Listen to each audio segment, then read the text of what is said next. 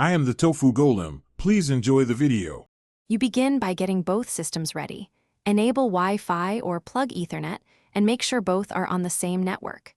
Sign in with your Microsoft account on Windows 11 and Windows 10 so devices can identify each other.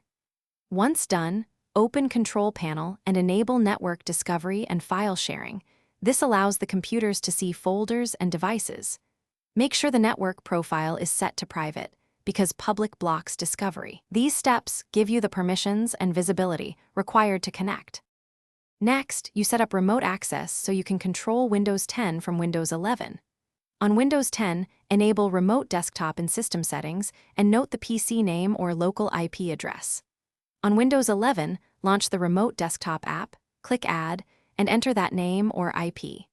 Make sure each machine's firewall allows Remote Desktop, TCP 3389, and if prompted, allow network credentials. Once the connection is authorized, you'll be able to sign in remotely. This works because Remote Desktop authenticates and tunnels your session securely. To finish, test the Remote Desktop session. Connect from Windows 11, enter your Windows 10 credentials, and confirm clipboard and file transfer work.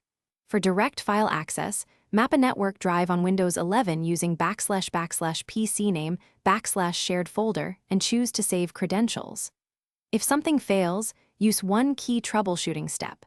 Verify both IP addresses and network profiles are correct. Then confirm firewall rules and that both systems are updated. If issues persist, reboot. Thanks for watching. Consider subscribing if we helped you today.